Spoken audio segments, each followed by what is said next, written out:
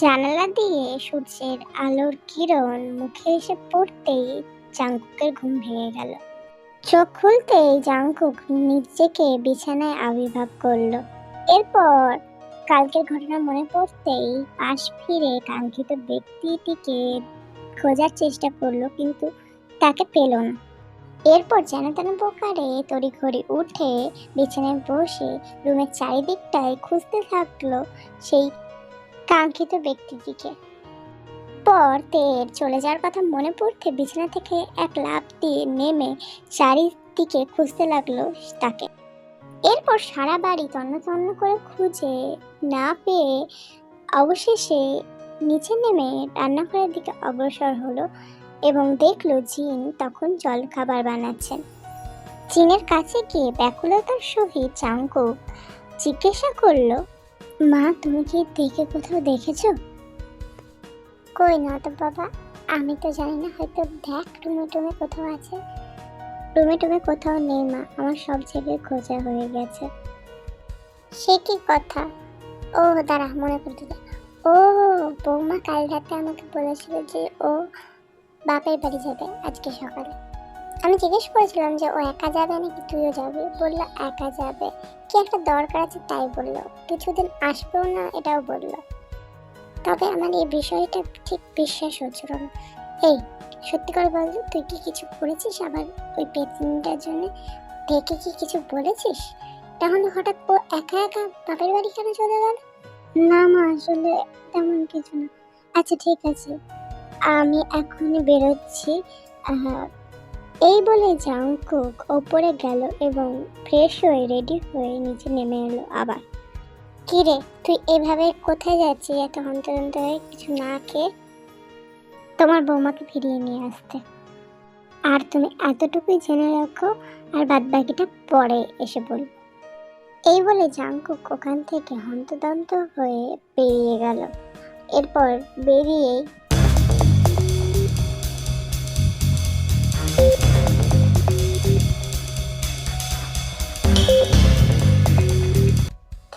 তুমি এটা কি করলে? তুমি সত্যি করে আমাকে ছেড়ে চলে গেল? পারলে কি করতে আমাকে ছেড়ে চলে যেতে?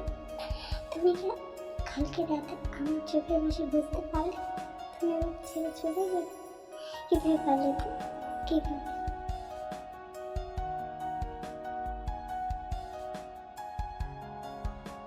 মিস্টার জাংকুক, আপনি হয়তো এতক্ষণে আমার চলে আসার খবরটা পেয়ে গেছেন অথবা পাননি।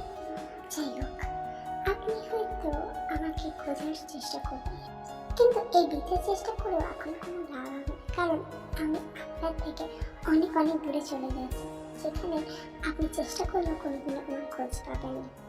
আর আমি চলে আসলে বা আপনার কি, আপনি তো আর আমাকে ভালোবাসেন না। আর যেখানে ভালোবাসেন না সেখানে থেকে আমি কি করব? শুধু শুধু এই মিথ্যে সম্পর্কটাকে টিকিয়ে রাখার কোনো মনে হয় না। তার থেকে আমি যে সিদ্ধান্ত নিয়েছি ওটাই ঠিক।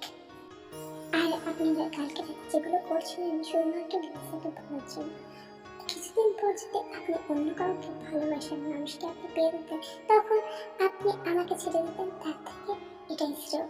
আর ঈশ্বরের কাছে আপনি যদি একটাই প্রার্থনা, আপনাকে সবসময় তিনি ভালো রাখুন, সুস্থ রাখুন, আর আপনার জীবনের সঠিক মানুষের আগমন খুব শীঘ্রই। দিদি, আপনার স্টেশন এসে গেছে। এক কাজ করুন, আপনি এই সাইডটাতে দাঁড়ান, আমি নেমে যাই। এরপর তে টাকা ড্রাইভারকে দিয়ে গাড়ি থেকে নেমে যায়।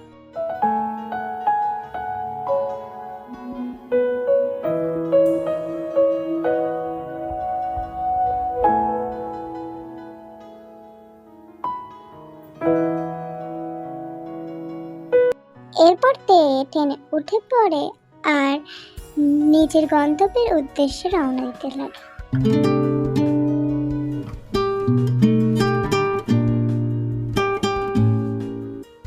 অন্যদিকে জাংকুক এতক্ষণে তের বাড়ির সামনে চলে আসে এবং তের বাড়িতে গিয়ে দেখে তে নেই। বাবা মাকে জিজ্ঞেস করে জানতে পারে কিছুক্ষণ আগে তে এসেছিল, তারপর সবকিছু গুছিয়ে নিয়ে কোথায় একটা চলে গেছে। তাই জন্য জাংকুক আবারও তেদের বাড়ি থেকে বেরিয়ে পড়লো তেকে খোঁজার জন্য।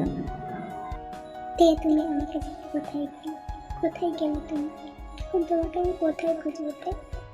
এরপর জাংকুক সারাদিন থেকে খুঁজলো এবং সন্ধ্যার দিকে নিজের বাড়িতে ফিরল।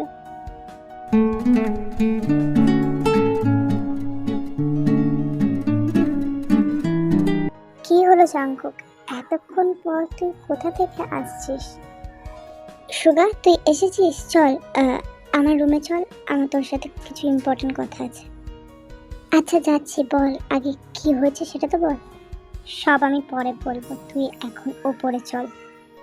এরপর জাংকুকও ওপরে চলে গেল, আর এর কিছুক্ষণ পরেও সুগাও ওপরে চলে গেল। কি হয়েছে এবার তো বল। তে আমাকে ছেড়ে চলে গেছে সুগা। কি বলিস তুই? ওকে আটকাসনি তুই? আমি তো আটকানোর চেষ্টা করেছিলাম।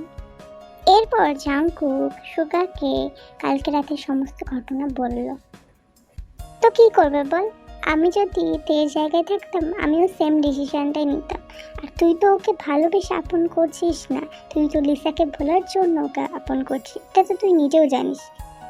কিন্তু সুগা আর কিছু বলতে পারলো না জাংকুক, কারণ জাংকুক তো নিজেও বুঝতে পারছে সে তো লিসাকে ভোলার জন্যই তাকে আপন করছে, সে তো এখনো মন থেকে তাকে ভালোবাসতে পারেনি।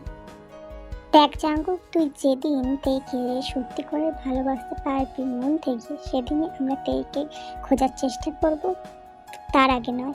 ততদিন পর্যন্ত তে যেখানে আছে থাক, আর আশা করি তে যেখানে থাকবে সেখানে সুরক্ষিতই থাকবে। এই কথাটা বলেই সুগা জাংকুকের রুম থেকে বেরিয়ে গেল, আর জাংকুক চুপ করে মাটিতে বসে রইল।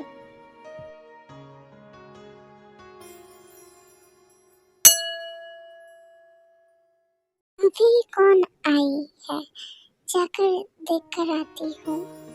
दरवाजा खोलकर देखती हूँ। हेलो काम्मा। ते बिटिया, अते তুই এসেছিস? আজা, আন্দার আজা, ভিতরে আয়। হ্যাঁ কাম্মা, আমি এসেছি। তুমি কেমন আছো? দাও তোমার পা দুটো আমি তোমাকে প্রণাম করি। থাক থাক বেটি, প্রণাম করने की जरूरत नहीं है। এরপর তে প্রণাম করে ঘরের ভিতরে ঢুকলো আর সোফায় বসলো দুজনে। আচ্ছা দে বিটিয়া, कैसे आना हुआ यहाँ पर?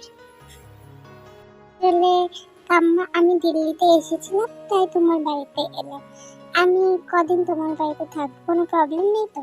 না না, প্রবলেম কেন থাকবে, তুই এসেছিস খুব ভালো করেছিস, থাক মেরে ঘর মে কুছ দিন। আর তুই চাইলে আমাদের এখানে সারাদিন ফোনে থাকতে পারিস, কোনো প্রবলেম নেই। আর শোন, তোর বাবা মা কেমন আছে? আচ্ছা কাম্মা, বাবা মা ভালো আছে। আসলে আমি এখানে একটা জব খুঁজবো আর এখানে জব করবো বলে আমি এসেছি।